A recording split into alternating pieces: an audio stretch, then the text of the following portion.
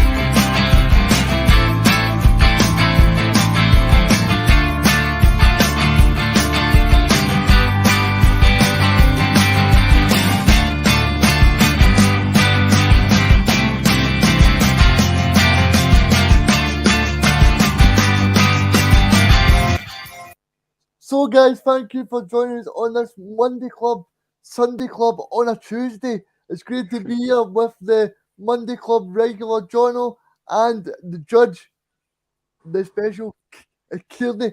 Thank you for joining us. It's great to be back on this Tuesday night special. How you doing, mate? All good? I'm doing well. Thank you for joining us as well, Jono. Yeah, no, it's good to be on the show. I was out at the golf on Sunday, a wee bit burnt, and hopefully there'll be no under par performances today when I'm in front of Judge Cairney. But be looking forward to this one, lads. Yeah, very much. I'm just hoping it's a smooth course and there's no bogeys. But yeah, I mean it's a bit of a big talking point for Celtic this week with a 3-3 draw with Rapid Vienna. We've got the two friendly coming up this weekend and next weekend. And then we've got the big Aberdeen game at Celtic Park. And then, don't forget, we've got the Bhoycie bus live in Motherwell. So make sure you get along to that. First of all, guys, I just want to talk to you about James Forrest. Because I did find it interesting that James Forrest took the captain's armband when during the Rapid Vienna game. And I did notice, now I've got a cheek, but I did notice that James Forrest has lost a bit of weight. So, and I think he's looking a bit slimmer, Mark. And I think we could definitely see a turn to a very good James Forrest. I think you're right there, mate. I think we might see a kind of the progression of James Forrest's Celtic career kind of manifest in front of our eyes. I think you might see him move in a wee one into the middle of the park a wee bit, almost like Scott Sinclair did when Kieran Tierney kind of went from the overlapping role to the out-and-out winger. We could see that with if the idea is to play Maeda or Kyogo on the left, you might see Jota or Abada playing out on the right, and James Forrest kind of slot in that wee gap, almost where you would see Tom Rogic halfway between the penalty box and the wing. Mark, that's what I was just going to ask you, because I think Forrest is 31, 32. Would I be correct in saying that? So maybe, yeah, he's 31. Yeah. Maybe I think isn't he 30, maybe 31. So maybe he's not as fit as you. He's not as fit as you, Jono. Maybe no, that's right. I could easily get him. So maybe he could be the perfect Tom Rogic replacement, because I think people forget that James Forrest was so so crucial to what Brendan Rodgers did at Celtic. And obviously, when Neil Lennon's last season, James Forrest got a big injury, which set him back. But yeah, I mean, so I think James Forrest could be a vital player, Jono. Yeah, no, I would absolutely have to agree. I mean, Forrest had his best spell for Celtic under Rodgers quite clearly, and I think he's really struggled to kind of find that form again. I think he's one that's always frustrated the fans, Forrest, because he's been one of those players that I think everyone knows he's got that ability in him. It's just finding that consistency. And, you know, those few years under Rodgers, in particular, I think it was Rodgers' second season, he was pretty much unplayable at times. I'm sure Liverpool and all sorts were interested in him during that time, you know, as well. I think he's definitely one you want to keep around the squad when it comes to legends at Celtic. We don't use that word lightly, but you know when you're looking at guys like Scott Brown, you'd have to have James Forrest in amongst that sort of grouping. When you're looking at this core group of players over the last 10 years and the success that they've had. And you know, if you're looking at the managerial situation now and Forrest getting a proper pre-season under his belt with Postecoglou and his coaches, you've got to believe that, you know, Forrest is going to have a few more years left in him. He's not quite over the hill yet. You know, he's only, as I say, 30 years old, I think. So he's still got another 2-3 years easily for me left in him. And I know Mark's obviously talking about him potentially moving into the middle position. I still think he'll probably end up playing out wide. I think he offers a brilliant option still out on the wings. And, you know, I feel like that's always where his best position's been. And I think it's just a case if he can get his fitness back, that James Forrest will be absolutely massive for us. And I wouldn't be overly surprised if he starts in a lot of the big games next season. I just want to ask you, Mark, do you think it's important that Ange Postecoglou is managing to, I think because what the Scottish boys keep them in the squad, such as James Forrest, Cam McGregor, because obviously we've got Jota, we've got Vickers, we've got so many good players like Kyogo, but do you think it's important to have that Scottish still in Celtic? Because at the end of the day, James Forrest just grew up supporting Celtic and being in the academy, and I think it's very important to install it into any new player that comes into to Celtic Park. Yeah, I totally agree. I think it's always important to have guys in the dressing room that have been there for a few years, have played at the highest level with the club. It also kind of helps the new players settle into the expectations and demands. I'm sure these guys, when new players come in, they'll be speaking to them and walking them through the expectations. And especially if you go to places like Ibrox. I mean, Ibrox Park isn't the most intimidating stadium if you're standing there when it's empty, but if you've never played there in front of 50,000 Rangers fans, it's good to have somebody that's been there and done it and will walk you through it in the dressing room, in the tunnel, when things are getting a bit nervy. And that's when our seasons are defined and how we play in these matches. I think last season kind of showcased how important the big matches are. But on Jono's point quickly, I agree. I think James Forrest has got a lot to offer, but I just look at his decline in pace.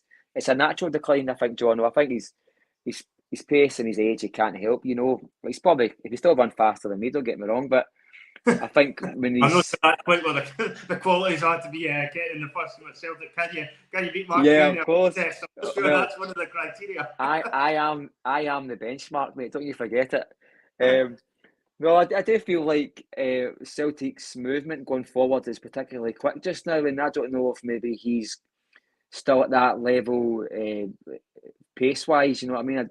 I think he's a fast-thinking player. I think he's actually a very good finisher. When he gets in front of the goal, it's not very often he skies it or places it too far wide. He's quite calm and collective. I normally see him doing these kind of outside of his foot. He could just kind of places the ball into the back of the net quite a lot. And I feel like it could be an asset, just in one, almost like, as I say, like Sinclair played that way for Celtic in his second season. It wasn't his best season for Celtic. I did think the accommodation of Kieran Tierney was the wrong thing to do. I think, but that's another story. But I do think James Forrest could offer something different there, because he's certainly got the ability to spread a pass, and his awareness on the park will be crucial if Celtic are going to keep him. And he's signed a 3-year contract, so he's going to get game time. Yeah, but Mark, I'm just going to ask you, because I was a bit, I was one of the ones that was a bit worried that James Forrest got a new 3-year contract. But do you think it was a big indication that Ange gave James Forrest the armband? And also, we've got players like Ball and Golly, who's off the wage bill today. Do you think something like that just shows you that Ange Yeah. clearly sees James Forrest being part of his Celtic jigsaw, as I put it? Oh, I definitely. I don't think Ange Postecoglou is one for sentiment. I think everybody on the park is there because they've earned their place, and if that means you're getting the captain's armband, I don't think it's because of historical performances. It's got to be how you're showcasing yourself in the dressing room, how you're applying yourself at training. And his physical shape, it looks particularly good just now. I seen a TikTok. I've not got TikTok, but I seen a video with James Forrest online, and they're having a wee laugh at his arse and how good he's looking, how kind of strong he's looking. He's looking like a Premier League player in England. He's looking as if he's found another level fitness wise, and that can all be a good thing for Celtic. And if he's come back from, I think it's been 2 years he's been injured. Really, I think Jono touched on it there. He's been injured for more or less 2 years. I think Neil Lennon's last season, he got injured very quickly, and we've barely saw him since. And he's managed to shake that off. And I think maybe the pre-season being so tough on the players is probably going to be a good thing for him, because it will bring him to a peak condition as fast as possible. John, I just want to ask you something. Do you think the fact that we've brought in a new attacking coach from Australia to join Ange Postecoglou and a guy that's got Premier League experience with Liverpool and Leeds, do you think that'll help James Forrest, that possibly he could pass on that experience and maybe to tell him to pick up different positions or do different drills? Yeah, well, I think Harry Kewell's a perfect example of somebody who's was a modern professional when he was playing, and he did go on for quite a long time in his career and managed to prolong it and still have success even towards the tail end of it. And I certainly think Forrest will benefit from having a guy like him around, as will many of the other Celtic players, particularly those that are playing in attacking positions. You know, and I'm looking at Forrest, and you're hoping that this fitness can get back to the level it is, because I do think with James Forrest, I know what Mark's saying is obviously his pace is going to deteriorate with age. That's just a natural thing that's going to happen with any player. Forrest's main attribute for me has always been his turn of pace, so I think that's something that's still going to be an important weapon in his arsenal. So I think he does need that fitness, particularly if Postecoglou is planning on deploying him out wide, is because he drops that shoulder and is able to go past the man. Now, he is getting older, so I do take Mark's point. I think he will have to adapt his game slightly, regardless of where he ends up playing, because he's not going to be able to run past players as easily as he was, 4 or 5 years ago when he was at his peak condition under Brendan Rodgers. But I think somebody like a Harry Kewell in that instance might well be able to open up some pearls of wisdom as to how to go about, getting past a player without necessarily always having to do them for pace, or indeed Forrest might end up leaving a lot more of the run into other players and getting himself into the right positions so that he's there. And as Mark's rightly said, he's a good finisher. We've seen that time and time again over the seasons. I think, is it right, Forrest has scored about 12 or 13 consecutive league seasons? That's some Yes. ridiculous stat. Yeah. Yes. Like that. Yeah. Yeah. Mark, I just want to come to you now. What do you think Ange Postecoglou will be setting for James Forrest? Because I think he's something like 10 goals off scoring 100 goals for Celtic. But what else do you think he'll be trying to achieve? Because I know people will underestimate it, but I think for someone like James Forrest to score 100 goals for Celtic would be some achievement for him. Oh, it's fantastic, mate. I mean, you put that alongside his trophy haul. I mean, you're talking about a guy who's maybe on the same honours list as Billy McNeil and Scott Brown. He's not far. I think he must be the most honoured player at the club just now. And I think Ange Postecoglou will maybe be setting standards for him. I think it will be as much off the park as what it will be on the park. I think he'll be asking him to kind of take a role where he's going to be almost a vice captain off the park as well, where he'll be talking to the younger players and gathering guys together and giving him, as John was saying there about Harry Kewell, passing on wisdom. I think there's also a case for James Forrest doing the exact same thing. I think there's a lot of good things about Celtic's Scottish contingent. There's a few players that have played there for almost, I think that's Forrest's 10th season, I might be wrong. Callum McGregor's been there for 7-8 seasons, I might be wrong there as well. But it's a in modern football, it's a long time, and I think what we might see is the first captain will be Callum McGregor. I thought the vice captain was going to be Joe Hart, but what we've seen recently is that Ange Postecoglou's rewarded Forrest with a 3-year contract, and he's also rewarded him with the captain's armband pre-season. Although it's pre-season, I don't think he dishes him out like confetti at a wedding. I think he's meticulous in what he does, and I think that was for the visuals more than anything. I think Mark, it was backing his man. I just want to bring up David Bradley. David Bradley's got a point here. He said Forrest will be a key player, and he scores big, important goals. Yeah, it's true, mate. He scored at Ibrox. Has he scored at Ibrox? Well, he scored at Derby matches. He scored at Hampden. He's He scored his first against Rangers under Lenny, I think. It was that 2-1 game where Ryan Kent punches Brown. I think he scored the 5-0 game, I think. See the 5-0 game, the 1-0. Yeah. But that was a long time coming. That was a long time coming. You're right, it did take him a while, but his performances in derby matches haven't been fantastic. But he has scored in them, and he's scored in Europe, and I think he scored a hat-trick for Scotland, so it shows you that he can step up to the next level. And I think the biggest, he's got an upwards run. He almost runs as if he's a paraglider, ready to just take off up that Lisbon line stand, you know what I mean? And it just looks awkward, and some people are on his back constantly. But all in all, he's been a brilliant signing. And I think if you're talking targets, why can they not get to double figures? Because our other wingers are bad, and Jota did last season. And don't forget that Forrest scored the important goal when Celtic beat Lazio 2-1 in the Olympico. Forrest was scored that important goal. To put us at 1-1, and then in Cham obviously made a great day in Rome. But James Forrest scores some important goals. I also remember a goal against Shakhtar Karagandhi in the last minute of a Champions League qualifier. I'm trying to think of some other. There's been a great goal against Aberdeen in a Scottish Cup semi-final, I think.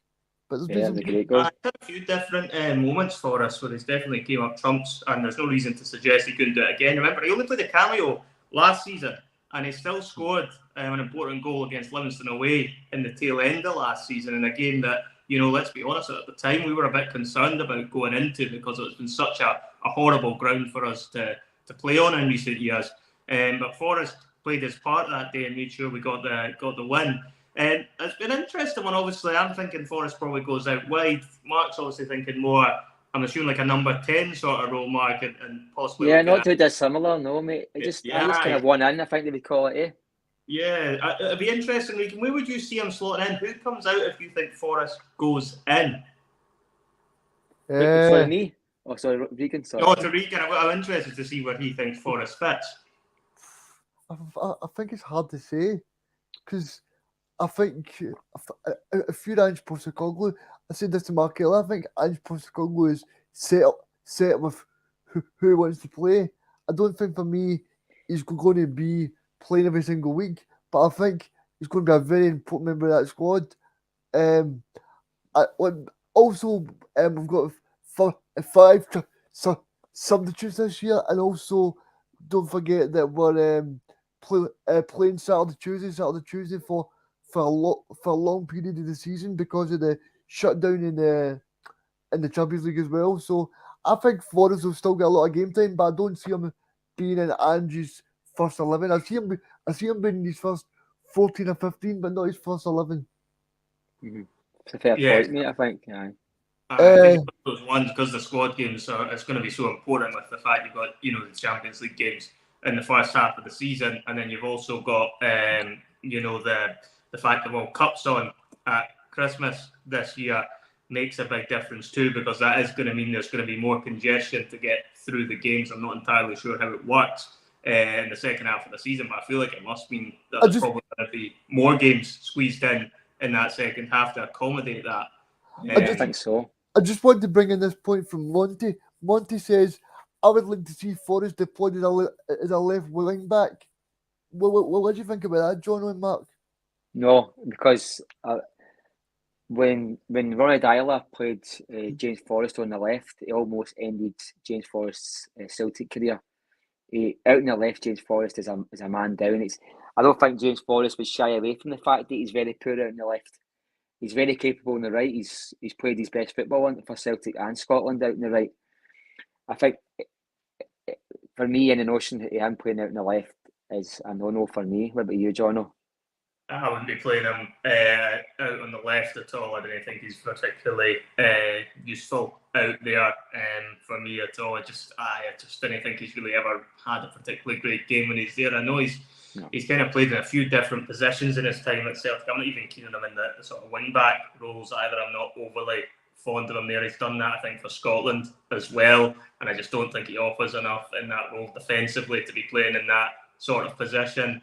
Playing him out left, I just didn't think you're getting the best of Forrest. I don't think you're getting 50% of James Forrest out there. As I say, there's no games I can really think of where I've thought he's had a really good game when he's played in that position. For me, he's an out-and-out right winger, although granted, as Mark's alluding to, there is a possibility he could end up getting moved inland into the centre because he has played in that sort of position before for Celtic. Let's bear in mind, I think, against Rosenborg under Brendan Rodgers, he actually played up front, was actually extremely good that game, and got the goal that actually put us through that European qualifier on that particular night. So there's no doubt in my mind he could probably play through the middle. But if he's not playing through the middle, for me, it has to be right wing. I just didn't think he's as good on the left when it comes to actually cutting in onto his right foot and everything like that. I think he's just a far more comfortable player when he's playing on his preferred side, which is clearly the right hand side. See, so somebody else has popped in and said about what about Abada playing first half and Forrest possibly coming on second half. I think that's too contrived, mate. To be honest with you, I don't think Celtic was set up that way. I know we had this kind of theory that Tom Rogic could only play 77 minutes, or was that David Turnbull? I think when you start to get into that sort of realms of, when it comes to structured, I think it doesn't work. Reegan, I think you've got to put the strongest 11 to kill off teams and win the match, or at least if you're playing in Europe to stay in the match. I think Abada we might see less of next year. I think we might see Jota more out on the right. I've got a wee funny feeling that we might see more of Kyogo, Giakoumakis alternating.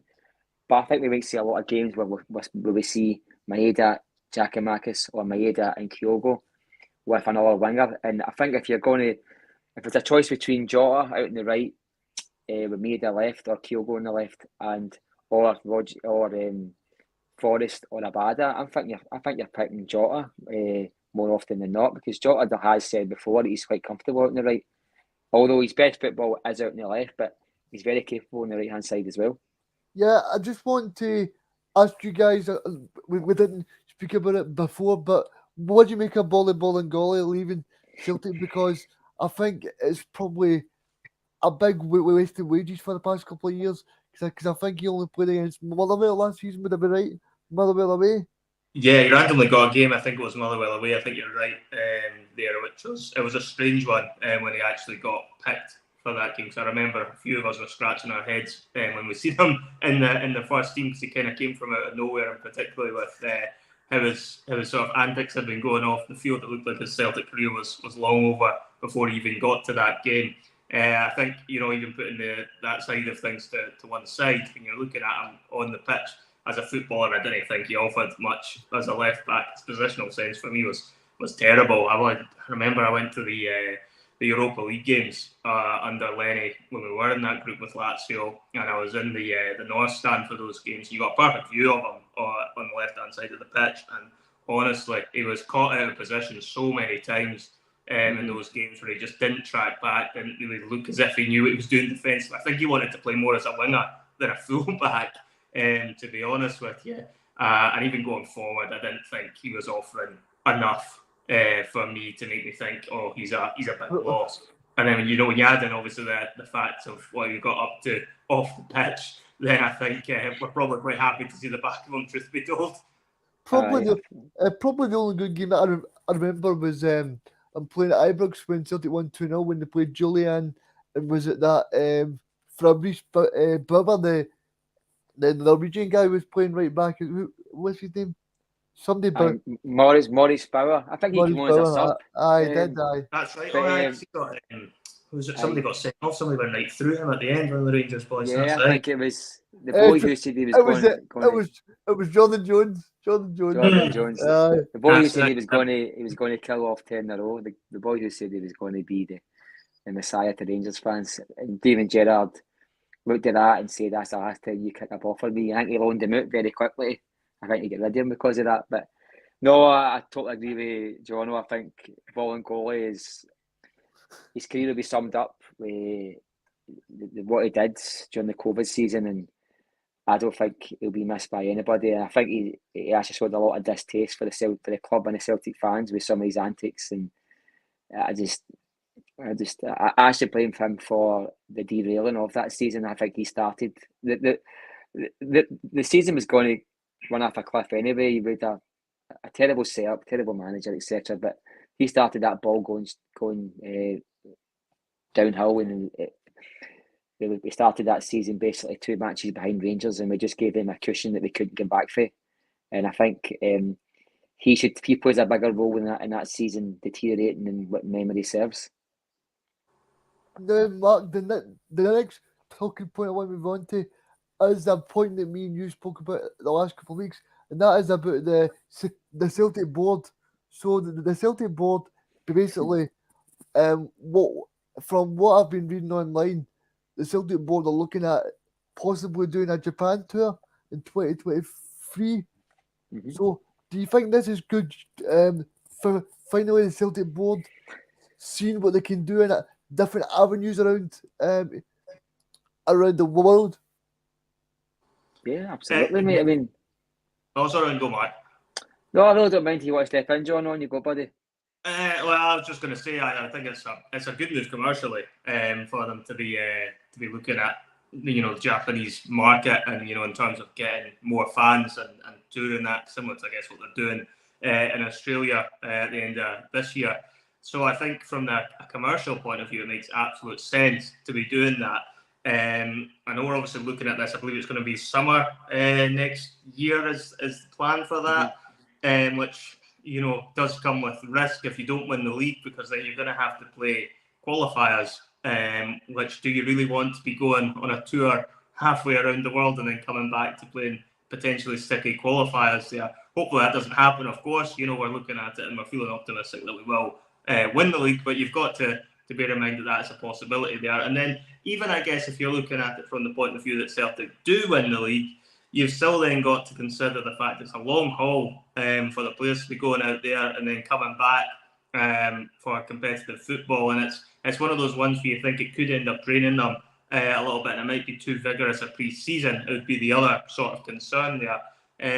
For me, I guess from the commercial point of view, it probably makes sense, Mark, but how would you kind of look at that? Would you feel that there's a bit of a concern there from the playing perspective, that the players could end up a bit jaded, particularly if you have important games coming right at the start of next season? Well, absolutely, actually, because I think we're using part of the break we're getting by the World Cup this year to go to Australia. So it's condensing the beginning of the season, and it's also creating a wee bit of a backlog after Christmas and New Year. We've got the Scottish Cup doesn't start till after then, so we're kind of playing a lot of games. So if you're doing that, and then also leading into a tournament of Japan, I don't know how long the tournament could last 4 or 5 days, but travelling time and training camps, it could potentially coincide with the season starting and qualifiers. So there is that side of it. I think commercially, I agree with you, mate. I think it makes a lot of sense. I've long since been asking the Celtic board to kind of utilise the assets we've got, and that is the support, and that is a brand. I know we used to do tours of America, and our fan base in America is largely getting older. So we need to start engaging with the youth in these countries and making the next generation of fans interested in the Celtic brand. And what Celtic did with this Japanese, we've got 4 players for the J League and the Japanese internationals. And what Celtic have done is they've struck while the iron's hot, and they're going to take advantage of this situation and hopefully sell a few jerseys. I can imagine the TV rights for the games will probably be bigger than what we're used to for these type of games. So it makes commercial sense. It's perfect, and I think the board recently, in my eyes, have beginning to see the importance of selling the brand a bit more and engaging with the youth of today. Like they've got their TikTok pages, they're constantly posting videos on YouTube and Twitter. They're not just posting birthday messages for Mark Wilson and David Hanna. You know what I mean? They're engaging properly, and they're kind of, if something's not gone right, they're getting with the groove of it. You know, and this just stinks of that. It's good commercial sense, and it's going to be universally approved by the Celtic fans because we know it's going to make some money. But my concern would be, John, I didn't actually think about that, mate. My concern would be that it could potentially coincide with the Celtic players' recovery time and also the beginning of qualifiers. Should we not win the league, but we're just going to have to pretend we're 100% confident that we're going to win the league. Aye. The question is, Mark, is the jury still out for Judge Cairney, or does Judge Cairney approve of the Celtic board still? No, absolutely no. I don't approve of the Celtic board. Not Okay, 100%. No. Judge Cairney has spoken. Jono. Yeah, well, no, I kind of get the argument. To be fair, the board have got a lot of work to do to redeem themselves in the eye of many fans, myself included, after the shambles of a couple of years ago. It's still it's going to be a long way off being fully recovered from the position that we were in. Although, granted, I do think they are making strides to improve the situation in the last year or so, and it definitely seems to be encouraging movement towards it, not just engaging with the fans, but also making sure the club is getting run properly. And we are seeing a sort of shift in momentum in things, as well with the board in terms of transfer signings. As I've said countless times, I fully expect Celtic to have done the vast majority of their transfer business. All the key signings will be in by the 31st of July when the Bhoycie bus rolls into the Bullfrog. That business will all be done on that day. I'm convinced of it. Bar any emergency sort of deals that crop up, or in case somebody did end up going out, then that's the only reason I could see that changing on there. But to kind of go back to the point about the Japanese sort of tour and everything else, Mark makes a good point. And I've got the klaxon out now because that's 33 minutes in. Martin O'Neill. The Martin O'Neill klaxon is coming out since Russell's not here. I'll do it for him. Yeah. Martin O'Neill used to take his Celtic teams on tour quite regularly to America, and he always had that bit more time in the summer because it was a totally different landscape back then. Celtic would be lucky if they were playing one qualifier a lot of the time. Sometimes they were going straight into group stage football, and that was kind of the norm for Scottish football at that time. Such was the strength of the clubs, back then. And it's an interesting one, Reegan, when you look at that. Do you kind of feel that the tour is a good idea from your perspective? I think it's a good idea for the club, but I don't think it's a good idea for the players because, well, Mark is talking about the players possibly playing too much, and I tend to agree with that because, it's not just Callum McGregor, but I mean this was a guy that only had 2 weeks holiday from a full season to play Nations League qualifier for Scotland, and I'm sure Scotland will be playing Nations League qualifiers next summer again. So it's that extra pressure as well that I just think that as much as we're probably going to play Andrew's team, and it makes brilliant sense from a financial point of view, I don't think it makes sense in a playing point of view. It's a balancing act, I think, though, isn't it? You're kind of like, Yep. I think we've seen like Real Madrid teams in the past, they can send over their B team. They'll still have superstars in it, or at least guys that are household names in America, Japan, and any other country they send them to. We're not going that luxury. We're going to have to sell the brand as much as possible. And I think we're all going to have to appreciate the fact that where we are in the world, and if we're going to have to send over our first team players, and let's be honest, put them in harm's way to broaden the brand, and we're going to have to do it. And I must admit, I mean, I do have fears for the players, but I've long since been asking the Celtic board to speculate, to accumulate, and that's all in signings, outgoings, terms of contract and any other commercial aspect. So I can't criticise it too much, and I didn't actually think about that point until Jono just mentioned it there. So, but it is going to come into my head because the World Cup is taking away a lot of our recovery time, and we're going to Australia, and I don't know many players we've got going to the World Cup. It can't be that many, to be honest, but we're going to be spending a lot of time, a lot of downtime in hot weather camps in Australia, which I think is a good idea as well. I'm glad we're not playing Rangers, but that's a different story.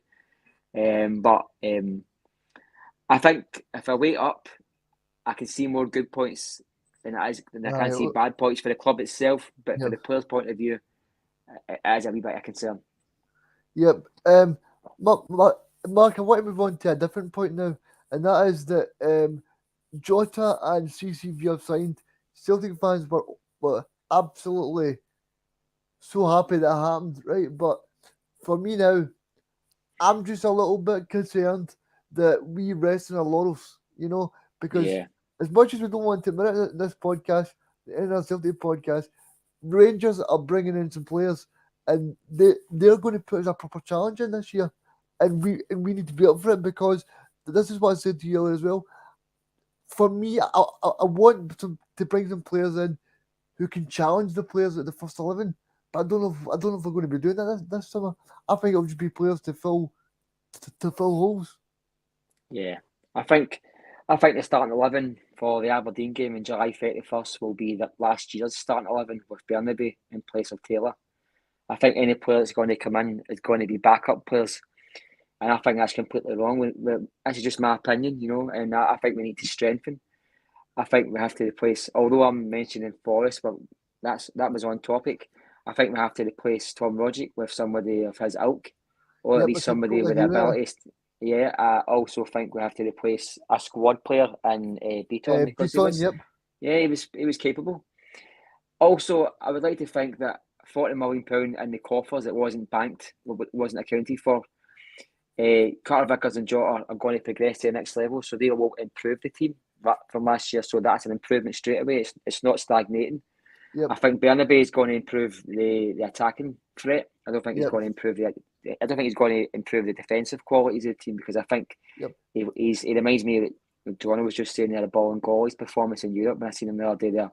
On the one half I've seen him, it looks like he's not all that concerned about defending, which is fine. But I think we're going to have to.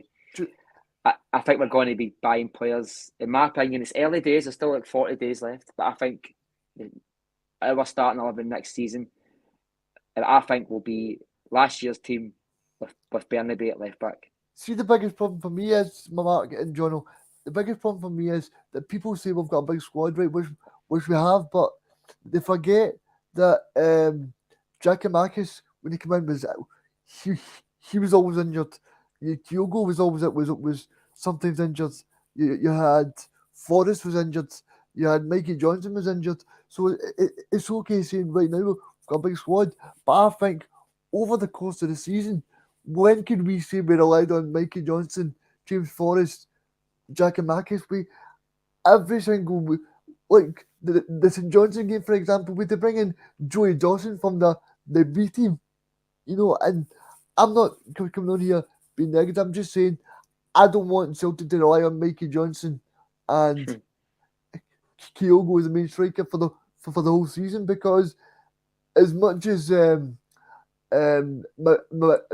can fit in, everybody's seen that Maeda's best position is not through the middle, and I think we need someone to bring competition to Giakoumakis.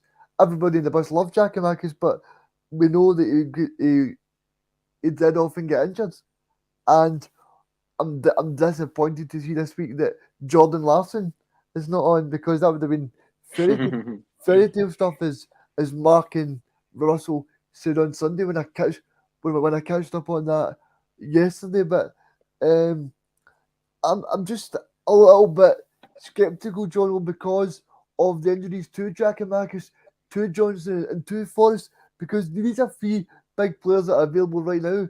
But when you look at last season, you had people like Rio Hatate who was in the team, but see when he was looks as if he was towing a caravan at the end of the season. we can bring in Near Beaton to shoot up a little bit, but now we've not got that. No, you're right.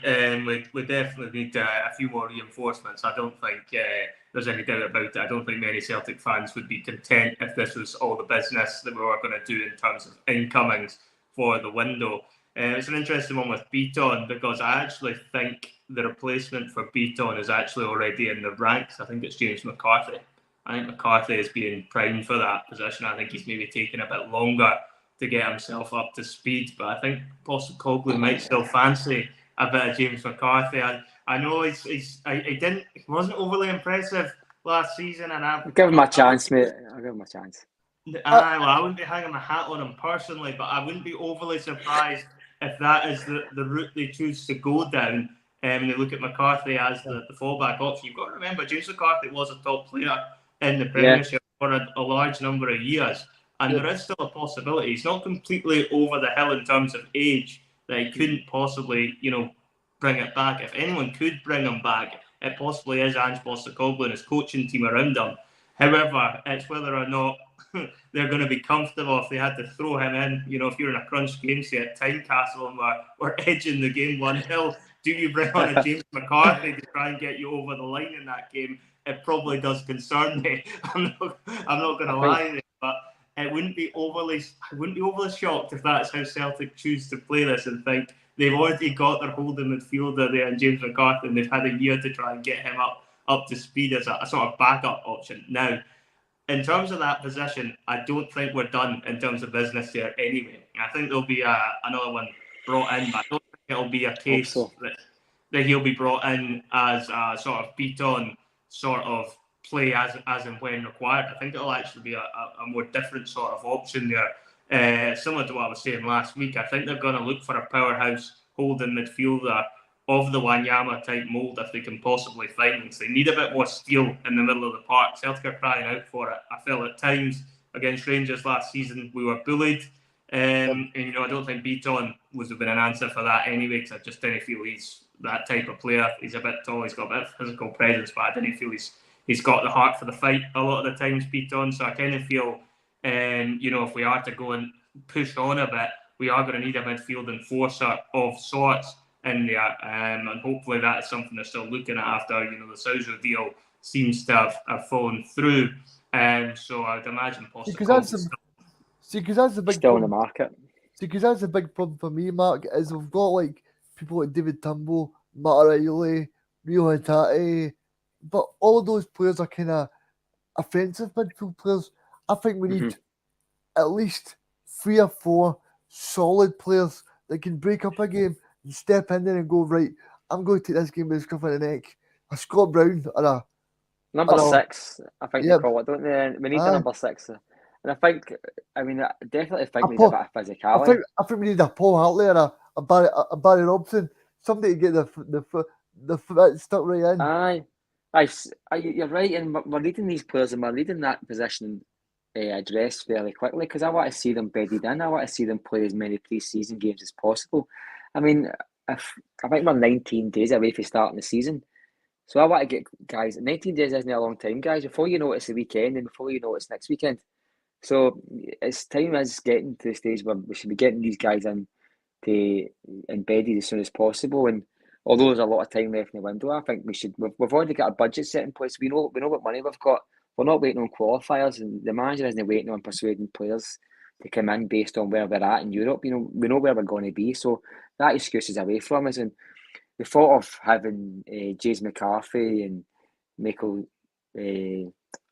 Mikey Johnson. I'd rather have Michael Jordan and James McAvoy sometimes than they two, you know what I mean? The thought of having they two as backup, and that's the good thing about Reegan was talking about pre-season. On paper, we've got a strong squad, and unfortunately for Celtic, we don't play football on paper, we play it in grass. And when the injuries start coming in, and there is going to be injuries, you know what I mean? And Celtic's luck is if we get 3 strikers, 2 will get injured and 1 will fall down the stairs. You know what I mean? And I know it's your luck, John. Back to Albion Ayeti up front with days. Go for that ground. Listen, God, I would rather a Yeti, an actual Yeti up front than Albion a Yeti. You know what I mean? He's a fucking nightmare, that guy. And the sooner he goes, the better. I'll never forget last season or 2 years ago when the day Rangers won the league. I was on his Instagram page and he was posting pictures of his new car. Reminded me of a stunt that I think a Scottish player did when the team get relegated. And I just thought, you just don't get it, mate. No. And that's another story. And I think that season was just summed up by guys like that in Ballingolly. But I digress. What was the question again? Sorry, I'm away on a Mark Cairney tangent. I was sorry. talking about squad depth and bringing people. Squad depth. Sorry. Well, bringing people like Paul Hartley or a Barry Robson in, because for me, Mark, I was on the striker as well by that rant you went on. Listen, mate, I didn't even get started yet, John. Welcome to the show, mate. Because for me, Mark, right, I think especially in the Champions League, right, I'm going to go along to Celtic Park, the Champions League games, right, and I know for a fact that we need someone with physicality, as Brendan Rodgers used to say, physicality. But Celtic do need someone with physicality, because for me, it's going to be very important when you play PSG, Liverpool, Tottenham, Atletico Madrid, because these players are technically so good. I don't know, but surely Ange might see someone in the Australian market or something like that, because I think it's definitely an avenue we should be going down. I seen. Is it Aaron Moy who was linked last season? Yeah. I seen he was linked again. Very, very. You know, it was very lazy journalism. I seen he was linked with us. And I think he's in his mid-30s and all. And do you know? See, on the European point, I think we need to start getting clever. I think, and start see if we've not got a midfield enforcer, as John was saying. We need to start getting clever. We need to start making wee niggly fouls in the middle of the park and start lying down when players inch it, when players kick us down, and take our time with throw-ins and start kind of upsetting the rhythm of these better teams. The people dark arts there a bit, Mark, but sometimes it's got to be done. I think we've got to do it, John, mate. I really do. People moan about the bad management games of Diego Simeone, but I'm telling you right now, Diego Simeone knows that his squad is a worse squad than Manchester City, Liverpool, Barcelona. So he knows exactly what he's doing. And I think that's something that Ange can learn, because, well, let's be honest, see the more time that we waste and we try and get through it, the more chance we've got of getting something from the game. That's just being realistic. You know, there's no point us trying to play football against Barcelona. We'll get beat 10-0. Yeah, no, I totally agree with that. And I think you make a very good point when you look at a guy like Simeone. I don't particularly like the way Atletico Madrid play. I don't think many of the neutrals probably do. But there's no doubt about it, it's effective. You know, he's had a lot of success there. He's gone to a couple of Champions League finals, and they're always, you know, competing with the best teams, even though they don't have as much quality in their first team 11 as a lot of the teams they run up against, and sometimes knock out. And you know, so it's certainly something, you know, Celtic should be looking at in terms of perhaps being a little bit more streetwise, maybe not quite to the extent of what Atletico Madrid do, because I'm not sure. Sometimes though the result has to come first, and you know, if you're going up against a Liverpool or a Man City and you get drawn in a group like that, of course you're right, Reegan, we can't go into a game like that and treat it like we're playing St Mirren at home. You know, you've got to adapt the game a wee bit to the opposition, and if that means putting the boot in a wee bit more time waste, then, you know, putting a wee bit of pressure on the referee at times, then I don't think Celtic are out with their rights to really be doing that. I think sometimes we get so caught up in the fact that we want to play, you know, the Celtic way, that we don't like to consider other options. But, you know, the fact of the matter is, when you're in the Champions League and you're playing against the best teams, you have to be willing to adapt. And by the way, I actually think Postecoglou will adapt for those sort of games anyway. So do I. I'm not convinced he'll try and do what Rodgers did when we were in the group stages and try and go toe-to-toe with some of these giants and end up on the receiving end of heavy beatings. I think Postecoglou's a bit more of a shrewder manager than that, and will try and, you know, adapt to the fixture and play the fixture as best he can. And granted, these teams can still do you 4 or 5-0 anyway. They're absolute top quality teams. But there's every chance that you adapt the tactics, you give yourself a far better probability of getting a result, and I think that's exactly what we'll look to do when we're actually playing in these Champions League games. I did want to speak about another talking point, but we're 50 minutes in, so I'm going to hand this over to Judge Cairney because I know he's got a few points he wants to get off his chest. I don't know, it's set up a belter there. No, it was just about the ball and goal leaving today. It just put me in mind of some of the money we've wasted as a club. You know, if you add in the transfer fees of Ayeti, ball and goal, Barkas, Bayo, Soro, who left yesterday, I believe, and you add the wages, you're talking circa £25 million there. And I think the Celtic fans meticulously remember the price tags of players, and I think it's almost facilitating the board's lack of movement and spending that extra couple of pounds and buying that next level player. Now, for instance, Yeah, I agree with that. What we're doing when we're meticulously remembering these transfer fees is we're actually giving credence to the notion that £6-7 million is too much for Celtic to spend because you've got that in wages as well. Now we're at a level now where we can go that step further. We're spending less wages and roughly the same transfer budget as we were spending in 2001. I mean, with guys like Chris Sutton on 35 grand a week, Larson on 50 grand a week in his latter days, John Hartson on the same wages, and £6 million transfers. I mean, that's 20 years ago. I mean, if you look at the spike in transfers all over Europe, it's times by 10. I'm not expecting Celtic to spend £25 million, but I just don't see the Celtic board's reluctance to spend that bit extra. But they'll spend £2 million on free project players and give them a £2 million 4-year contract. And when you add that up, you spend £8, £9, £10 million over the course of 12, 18 months on that next level player. Now, this isn't the normal Judge Cairney rant. It's just like I'm trying to be productive here, and I think the Celtic fans have got a role to play in this notion as well, Jono, where we're almost facilitating this belief that we can't spend that much, that next level player, because we've got case in point £5 million in Barkas and £5 million on Ayeti, and look what's happened here. We have to get real here, and if we want to compete with it, But Mark, I just want to jump in there. Shakhtar Donetsk, we need to move on. Just want to jump in there, Mark. That's the narrative that the board has managed to settle for Celtic fans. And I wonder why they're pushing this narrative. I wonder who they're pushing this narrative on. And they're using the usual channels to do it. And I think it's important for us on this podcast to certainly stand up for what we believe in. I think the day you see me coming on here and towing the party line is the last day I'm going to be on this show. And I think we're all the same. And I think we need to call it when we see it. And the narrative itself has been set by the club, I think. And I think I'm not jumping up and down with the transfer dealings so far. Out with the big two, I thought that was great business. And Bernabei, I think, has got to take us to the next level, attacking-wise, out in the left. So I'm certainly not criticising the board for those businesses, but I think there's more to it. I think we should be moving on with the times. What do you think, John? Do you get my point?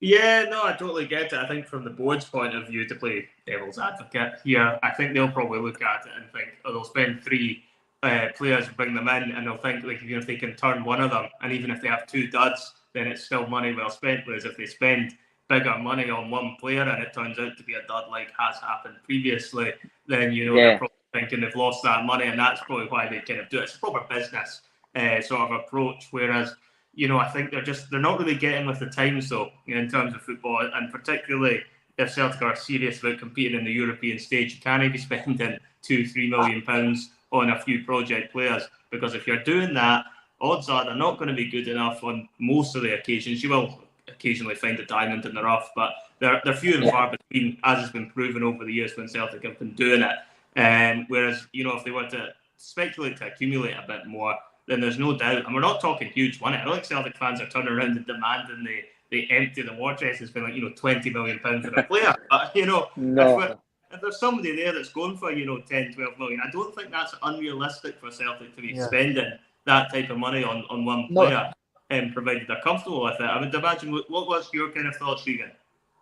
Yeah, I just wanted to get Mark's thought on this because I know you're the Judge Cairney, man, but I just wanted to say do you think that the fact that Celtic is a club, I know they won't admit this to us as a fan base, but do you think the time where we should have capitalised when Rangers was at the league and went for it, do you think do you think the fact that we are in such a, s- a small league and they say, well, all we need to do here is try and beat Rangers. Do you think that's part of the problem? Because they think, well, um, we don't need to spend 15 million for a left back.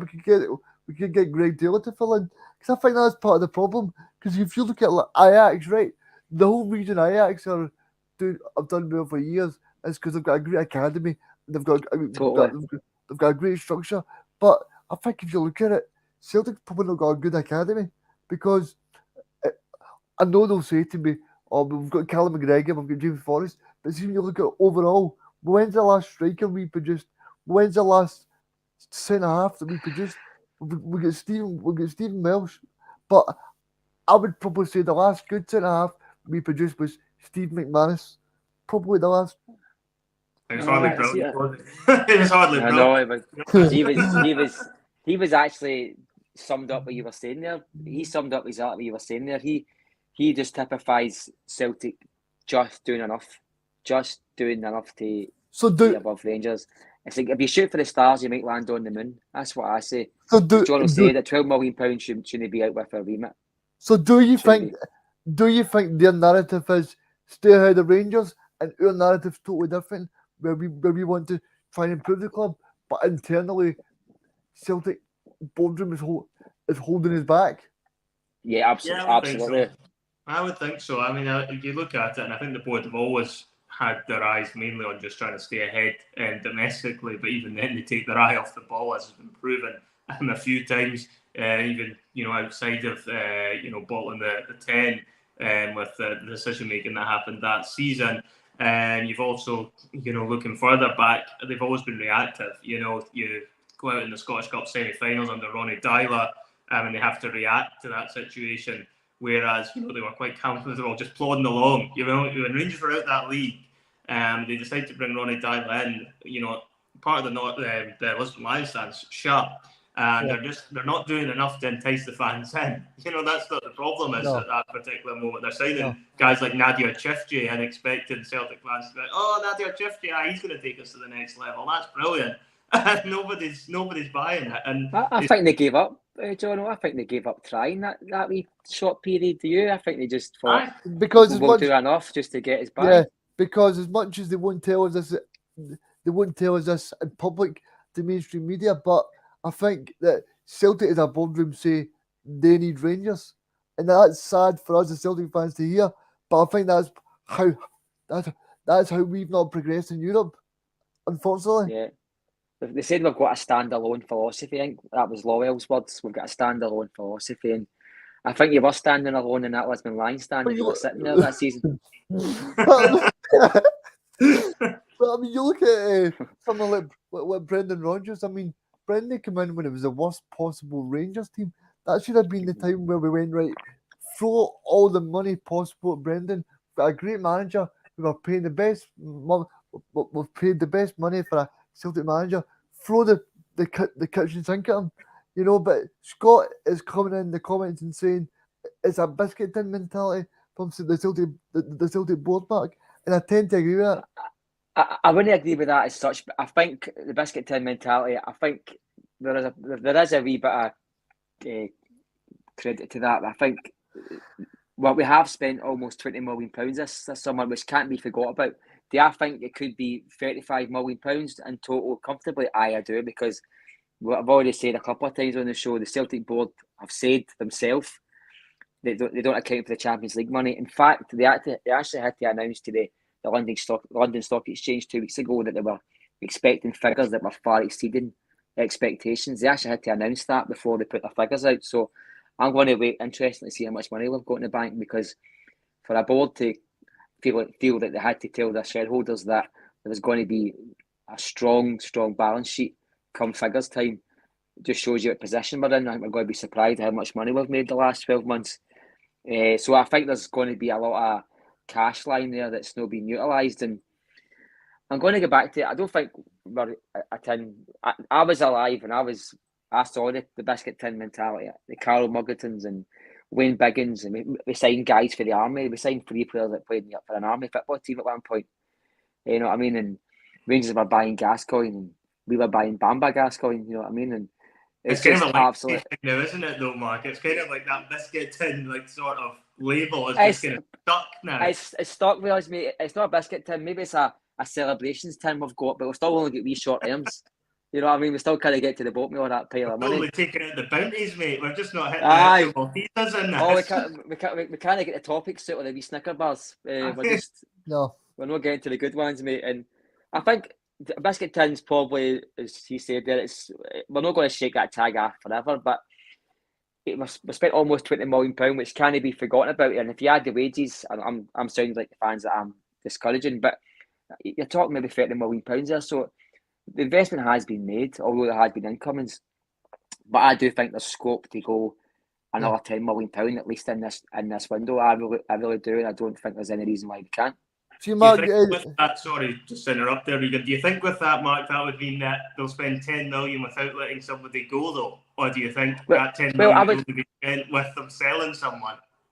I would like to think we could do it either way, John. No, it's not because I don't think we need to sell, you know, and no, we don't. Maybe for the dynamic of the squad. Maybe will the board sell? This is a good point. And I think they will.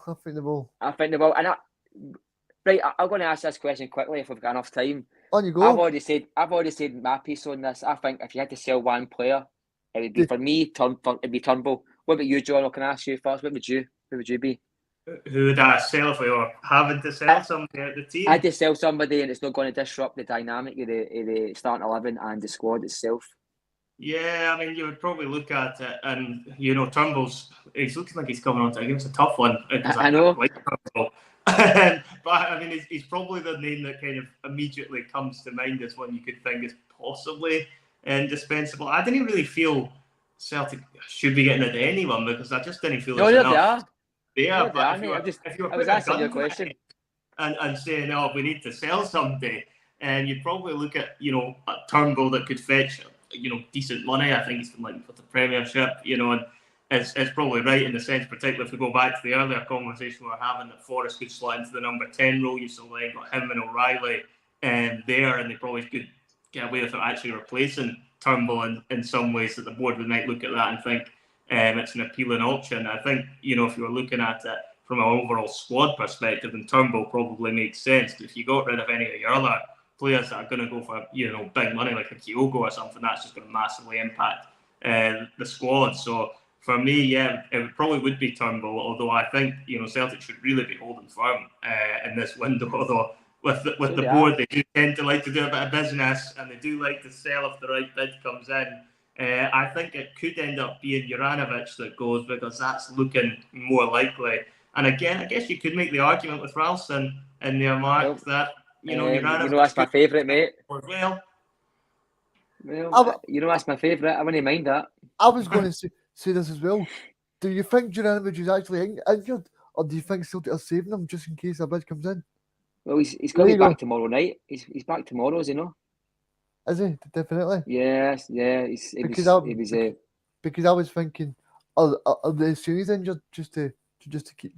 Well, it's the oldest trick in the book, to say somebody's pulled a hamstring or somebody's got a knock when they're travelling to Southampton to speak to the manager, isn't it? It's the first time I've seen that. And all of a sudden that knock disappears when the medical's ongoing. Oh, he passes with flying colours. He's doing handstands and backflips, and he's loving life. He's skipping down the road with his 50 grand a week. The problem is if they get rid of Juranovic, then they would still need to bring in another right back there because there's no cover for Ralston. That is the one thing on the board perspective. They just let him go and then not bring anybody in.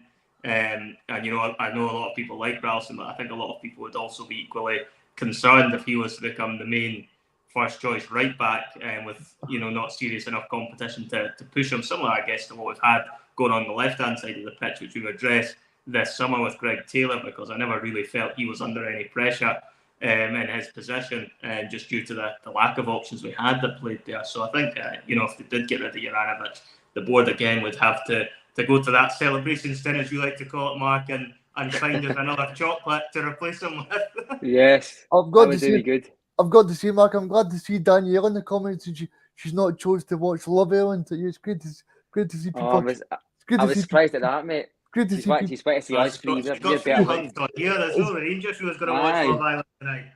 And Good. us three won't cheat on her. It's great to see. It's great to see people choosing the Bhoycie bus over Love Island at the moment. Yeah. But finally, Mark, I just want to get your thoughts on pre-season, because there's been a lot of Celtic Academy players. Who do you think could possibly be in Andrew's thoughts for that be in the first 11? Because I think it's a big talking point. The one player that I've been impressed with is Vata. Mm-hmm. Yeah, Rocco Vata. I think he plays on the right hand side of midfield, which is quite interesting. With the discussions we've had about that number 10 role. He plays the right hand side. He's a good crosser of the ball. So he might find a bit of game time this season. I think he played his under 17s and under 18 debut for Ireland within the space of 2 months. He's progressing at that speed. So he just shows you the guy is really taking the B team selection and running on with it. I think if there's going to be a player that we don't see right now, but maybe within the months get some game time, I think it'll be Rocco Vata. I totally think so as well. Yeah, I mean, looking at the young players, I think there certainly is, I think, room for improvement in the actual current proper young players. I feel that there's definitely room for potential there to bring in a few more that we can sort of develop. I've always kind of liked that Uragidi. I thought he looked quite good when he was in last year. I think he played against Betis, and I thought he looked fairly solid in that game. But in terms of the youth, I kind of feel that's another area we could really do with addressing and actually looking to improve, because it kind of goes back to what we're saying when it comes to the youth academy.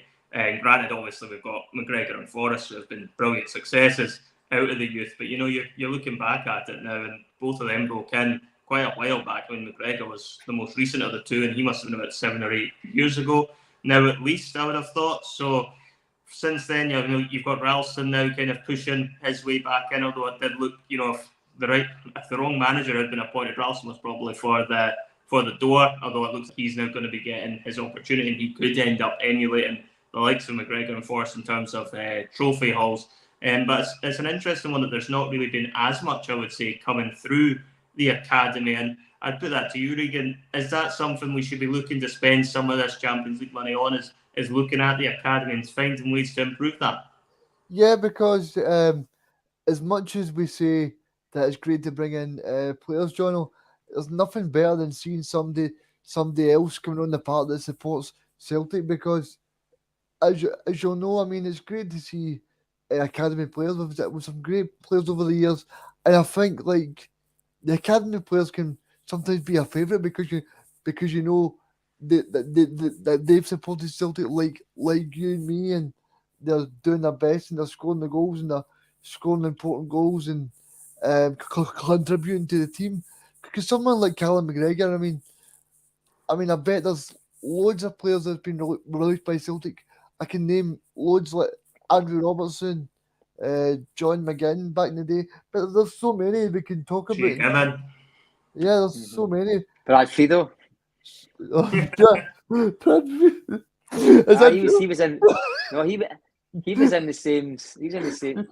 Shay Given, Brad Friedel, Stuart Kerr, and Pat Bonner were at the same Celtic at the same time, and he was over for trials and let him go. Aye. For God's sake, it's got to be one they're looking at though as well, guys, from the point of view that if you're looking at the youth players too, you've got to remember Celtic's highest selling player is actually a youth product as well. Yeah. So it makes more sense for the board to be looking at that option, because it's minimal spend and it's full on profit, on a guy like Kieran Tierney, and there might be more money to come with the likes that he's now possibly going to be leaving Arsenal, this summer. So I don't really understand why it's something we don't really tap into more and more. But it's a bit of a strange one. And I definitely think Celtic should be looking more into their youth academy, and certainly they must have to have a look at what other clubs are doing of a similar ilk and see if there's things they can adopt from them. Because I know Ajax, for example, is one that quite often we get compared to, and they obviously have a stronger youth academy, and maybe there is lessons we can learn from from clubs like that, and try and improve our own, because we're crying out for more players to come through our own academy, and it's a win-win. Particularly, if you're playing in the Champions League, you need homegrown players, and it's probably the reason which me and Marilla touched upon last week. Is why Mikey Johnson will probably still remain a Celtic player, because he'll make up one of that quota of a homegrown player. Yeah. But Jesus Christ, the thought of Mikey Johnson playing against like a Liverpool was absolutely scare the bejesus out of me.